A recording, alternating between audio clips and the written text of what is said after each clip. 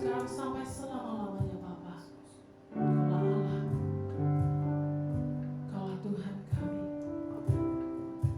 Di saat badai bergelora kami tidak akan takut. Di saat dunia sedang kegelisahan, kami tidak cemas Bapa. Karena kami punya Engkau yang menghibur kami, yang menyelamatkan kami. Haleluya. Mari kita naikkan pujian kita bagi Tuhan. Let us worship Him. Haleluya. Oh, we worship You, Lord. Oh,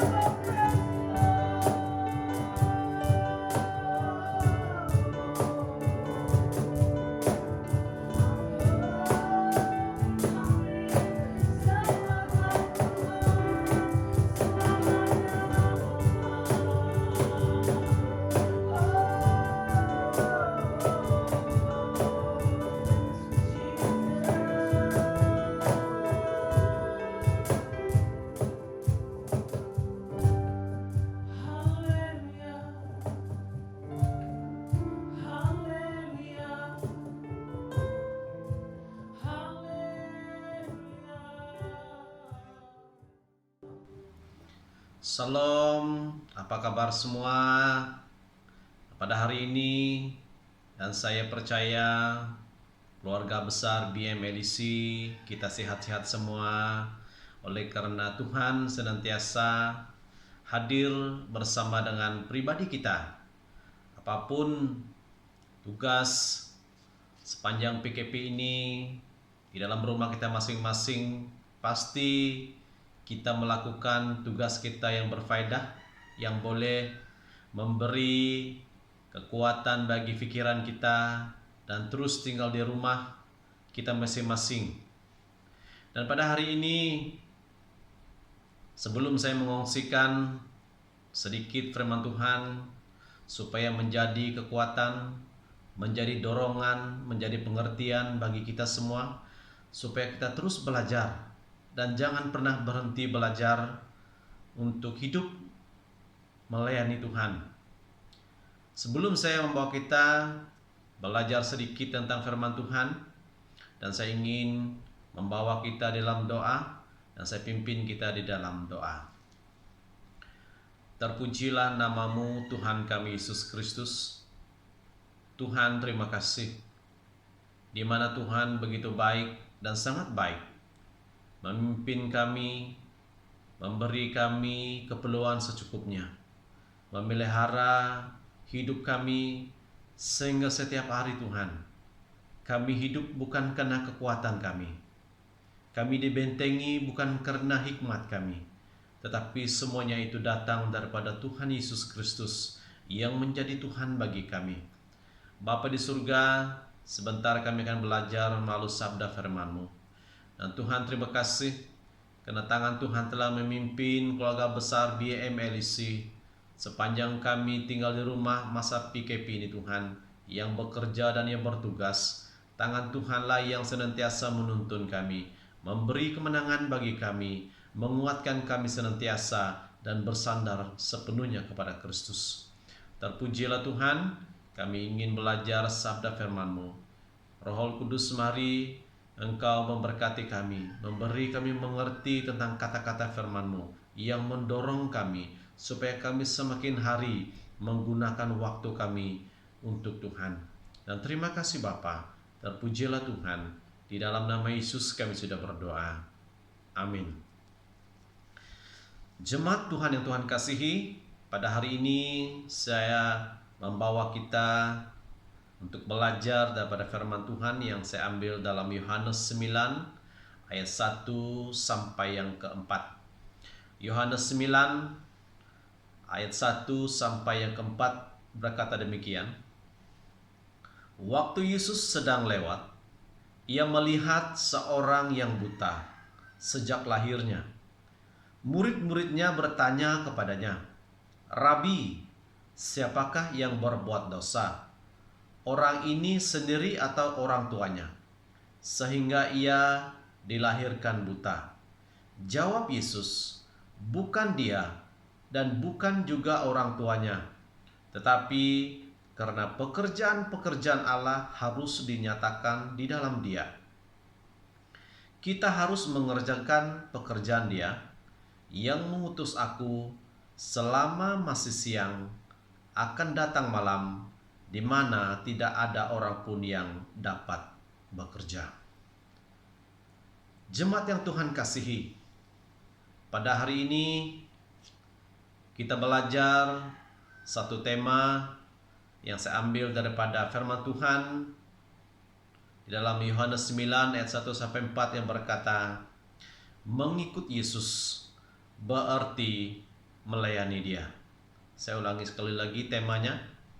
Mengikut Yesus berarti melayani Dia.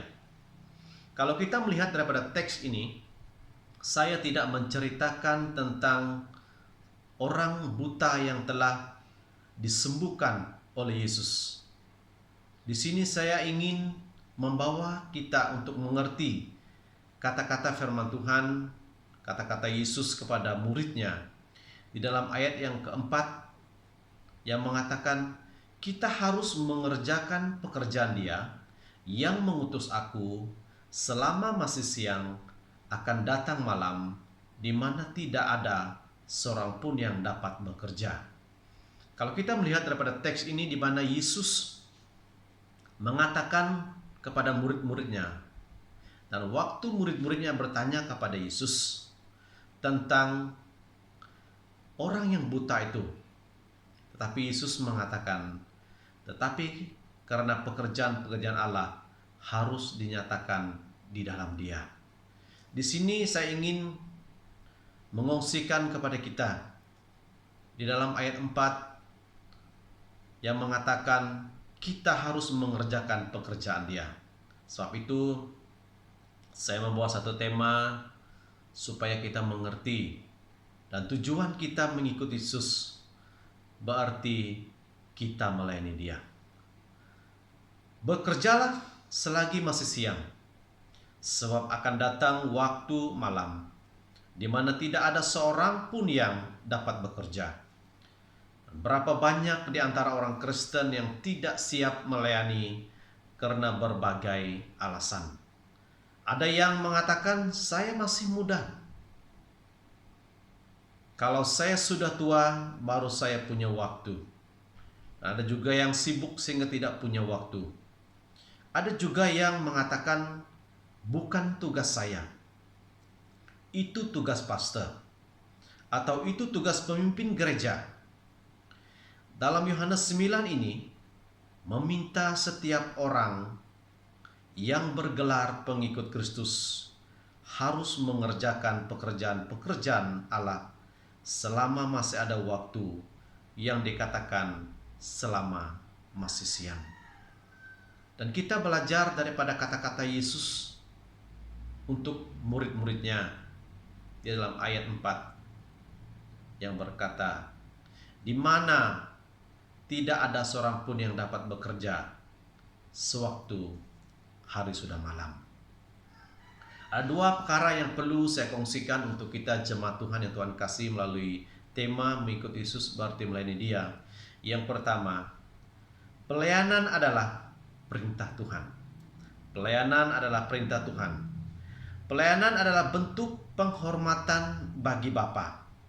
Kata Tuhan Yesus kepada murid-muridnya, pekerjaan-pekerjaan Allah harus dinyatakan di dalam Dia. Dan kita harus mengerjakan pekerjaan Dia yang mengutus aku. Ini yang dikatakan oleh Yesus kepada muridnya ketika Dia menyembuhkan seorang yang buta. Dan kita harus mengerjakan pekerjaan Dia yang mengutus aku. Dan tujuannya Yesus memberi satu pengertian kepada murid-muridnya bahwa mereka harus mengetahui, memahami, dan tujuannya Yesus datang ke dunia. Ayat ini berfokus kepada orang-orang yang melayani Dia. Mengikuti Yesus merupakan kewajiban orang Kristen.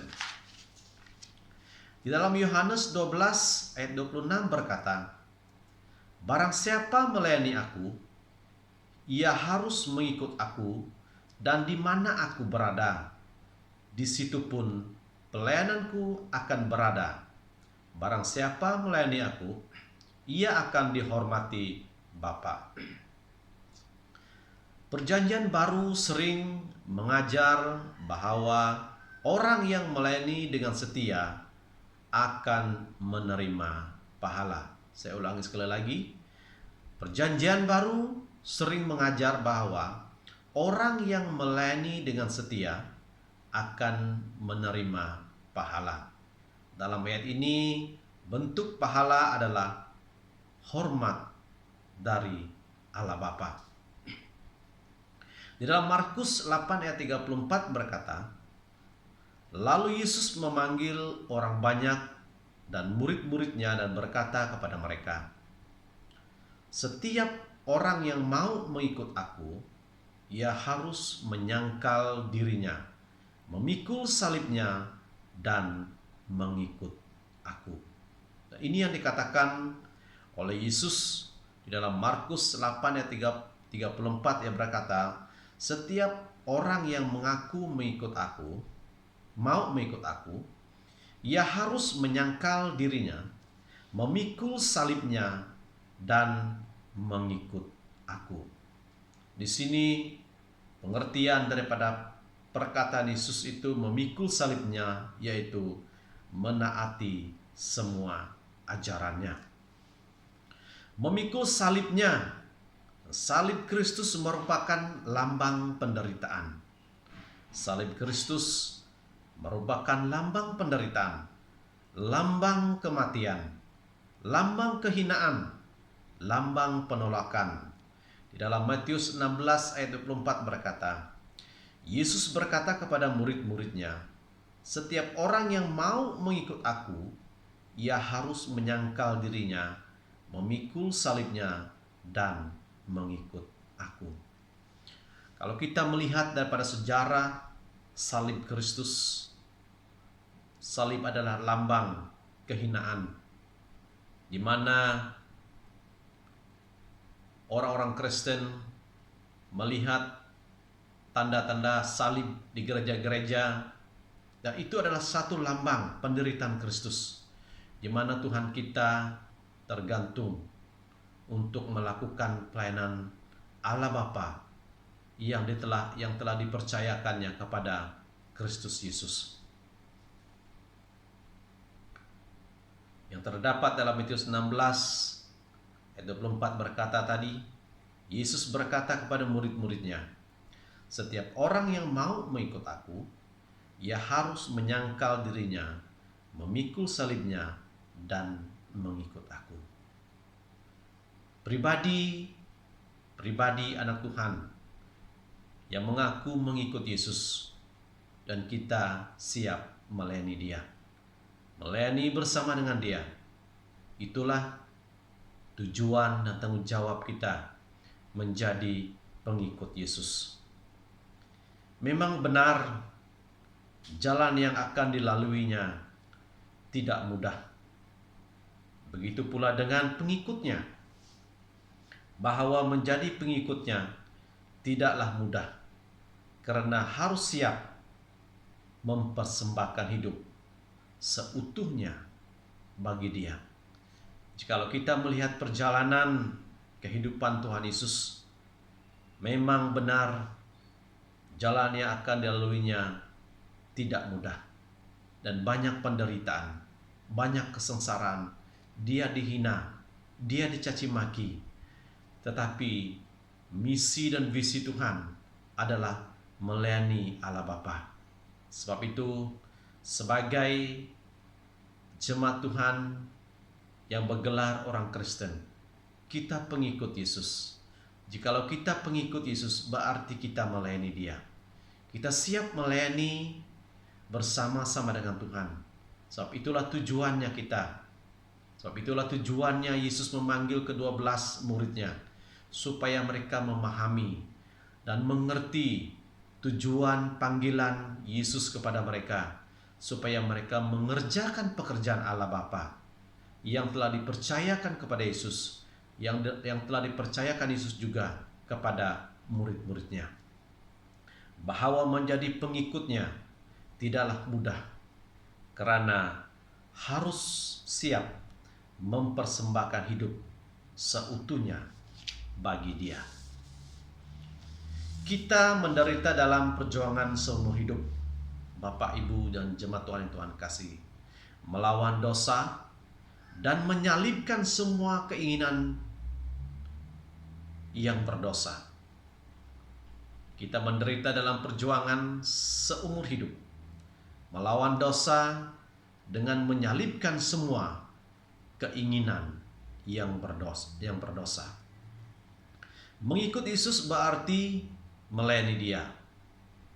Pertanyaannya untuk kita sebagai jemaat Tuhan yang Yesus kasihi, jikalau kita sudah mengaku kita mengikut Yesus, apakah kita siap melayani Dia?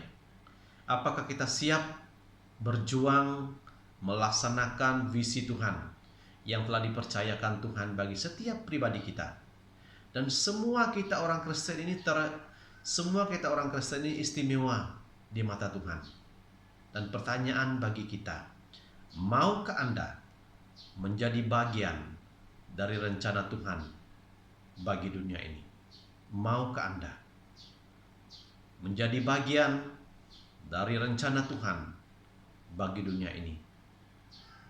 Menjadi orang percaya yang siap mengikuti Yesus berarti kita siap melayani Dia. Poin yang kedua, pelayanan menyatakan iman kasih kita kepada Tuhan. Pelayanan menyatakan iman kasih kita kepada Tuhan.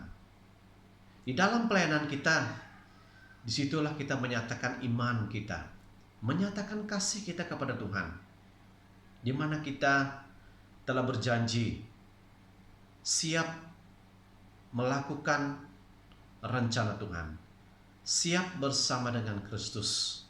Kalau kita melihat daripada kata Rasul Paulus, dia sangat siap menyerahkan seluruh hidupnya untuk Tuhan. Karena kita mengasihi Tuhan, kita melayani Dia. Di dalam Yohanes 21 ayat 15 berkata, Yesus berkata kepada Simon Petrus, apakah engkau mengasihi aku? Dan ini satu pertanyaan Yesus kepada Simon Petrus di dalam Yohanes 21 ayat 15. Yesus berkata kepada Simon Petrus, apakah engkau mengasihi aku? Pertanyaan terpenting yang pernah dihadapi Petrus ialah apakah ia mempunyai kasih yang mengabdi bagi Tuhannya. Pertanyaan terpenting yang pernah dihadapi Petrus ialah apakah ia mempunyai kasih yang mengabdi bagi Tuhannya. Dan jawab Petrus kepada Yesus, benar Tuhan, Engkau tahu bahwa aku mengasihi Engkau. Tapi apa yang dikatakan Yesus kepada Petrus? Kata Yesus, Tuhan Yesus kepada Simon Petrus, gembalakanlah domba-dombaku.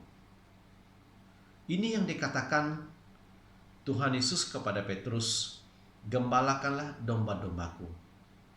Jemaat Tuhan yang Tuhan Yesus kasihi, jikalau pelayanan kita menyatakan iman kasih kita kepada Tuhan, Yesus meminta seperti mana dia berkata kepada Simon Petrus, gembalakanlah domba-dombaku.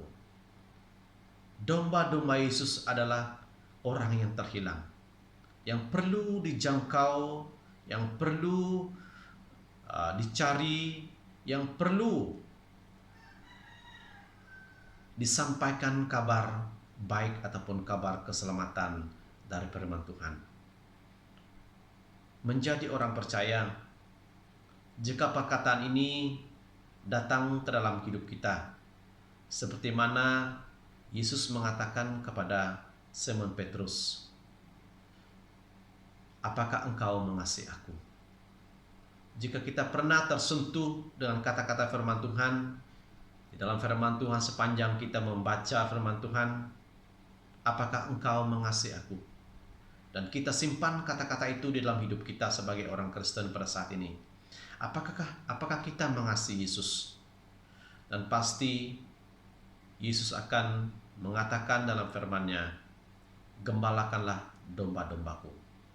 Kata perintah Tuhan Yesus kepada Simon Petrus, melalui kata Tuhan Yesus menunjukkan bahwa kasih Petrus jangan hanya dari kehendaknya saja, namun juga dari hatinya. Jikalau kita melihat daripada kata-kata Simon Petrus kepada Yesus, aku mengasihi engkau Tuhan. Dan Yesus berkata kepadanya, gembalakanlah domba-dombaku. Inilah satu tujuan Allah bagi Kristus Yesus, supaya dia menyatakan kabar keselamatan bagi manusia. Apabila kita menjadi pengikut Yesus, artinya kita melayani Dia. Kita harus mengembalakan domba-dombanya. Kita harus melakukan tugas kita selagi masih siang. Kasih yang timbul baik dari maksud maupun dari hubungan pribadi, yaitu Simon Petrus melalui kata Tuhan Yesus menunjukkan bahwa kasih Petrus jangan hanya dari kehendaknya saja, namun juga dari hati. Pertanyaan Tuhan Yesus kepada Petrus adalah pertanyaan yang penting untuk semua orang percaya. Kita semua harus memiliki kasih pribadi dari hati bagi Tuhan Yesus dan mengabdikan kepadanya. Jemaat yang Tuhan Yesus kasihi, di mana kita melihat daripada kata-kata Tuhan Yesus kepada Simon Petrus, gembalakanlah domba-dombaku. Pelayanan kita dapat menjadi suatu kesaksian bagi orang lain. Pelayanan kita dapat menjadi suatu kesaksian bagi orang lain. Di dalam 1 Petrus pasal 2 ayat 12 berkata, milikilah cara hidup yang baik di tengah-tengah bangsa bukan Yahudi, supaya apabila mereka memfitnah kamu sebagai orang durjana, mereka dapat melihatnya dari perbuatanmu yang baik dan memuliakan Allah pada hari Ia melawat mereka. Pelayanan kita dapat menjadi suatu kesaksian bagi orang lain. Orang-orang Kristen tidak lepas dari kewajiban terhadap dunia ini. Saya ulangi sekali lagi, orang-orang Kristen tidak lepas dari kewajiban terhadap dunia ini. Orang Kristen memiliki keberadaan dan misi khusus dalam rencana Allah. Karena kita ini memiliki keberadaan dan misi khusus dalam rencana Allah. Sebab itu mengikut Yesus berarti melayani Dia. Selagi kita memiliki waktu, memiliki masa, memiliki kekuatan, orang Kristen dikatakan memiliki keberadaan dan misi khusus dalam rencana Allah. Kita semua memiliki misi khusus dalam rencana Allah, baik pun dalam bidang pelayanan kita masing-masing. Kita telah dipercayakan Tuhan untuk melaksanakan misi khusus dalam rencana Allah. Jemaat Tuhan yang Tuhan Yesus kasihi, walaupun orang Kristen memiliki berbagai hak istimewa dari Allah, tetapi tetap memiliki sikap hidup untuk melayani.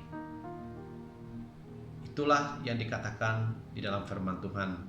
Walaupun orang Kristen memiliki berbagai hak istimewa dari Allah, tetapi tetap memiliki sikap hidup untuk melayani. Dan selagi kita memiliki waktu, masa yang diizinkan Tuhan, memiliki tenaga, memiliki kebolehan, jangan segan dan jangan jemu mengikuti Yesus dan melayani Dia. Itulah perintah yang diberikan oleh Yesus kepada murid-muridnya supaya mereka mengerjakan pekerjaan Allah yang telah dipercayakan Bapa kepada Yesus Kristus. Kesimpulan daripada firman Tuhan ini, mengikut Yesus berarti kita siap melayani Dia dan juga kita siap mengerjakan pekerjaan Bapa. Jangan menunda waktu yang telah diberikan Tuhan bagi kita semua, karena ada saatnya nanti waktu kita sudah tidak berdaya, tetapi kita sudah menjadi berkat untuk orang lain. Dan selama masih siang, mari kita mengerjakan pekerjaannya. Selama masih siang, jemaat Tuhan, firman Tuhan mengajak kita, mari kita mengerjakan pekerjaannya. Karena pekerjaannya yang dipercayakan Tuhan Yesus kepada muridnya. Begitu juga kalau kita bergelar mengikut Yesus, berarti kita siap melayani Dia kapanpun juga, dimanapun juga. Jangan hanya mengatakan semua pelayanan itu yang harus dilakukan oleh pemimpin-pemimpin gereja.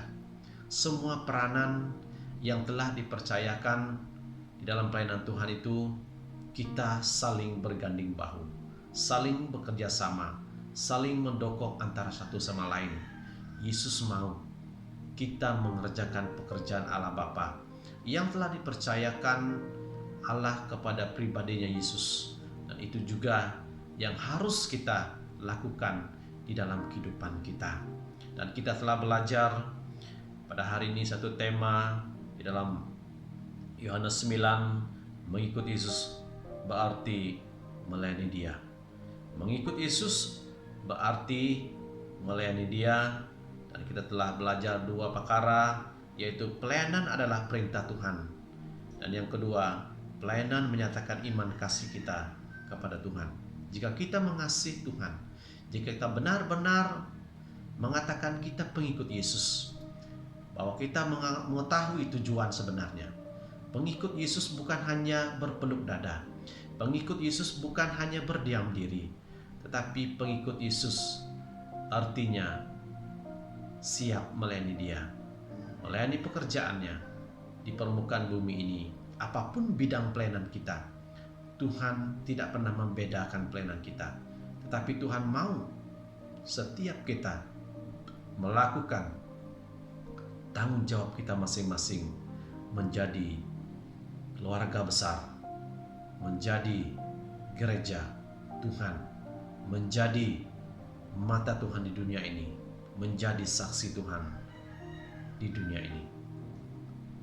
Jemaat yang Tuhan kasihi, saya percaya sedikit renungan firman Tuhan ini memberi pengertian untuk kita, memberi tujuan untuk pribadi kita,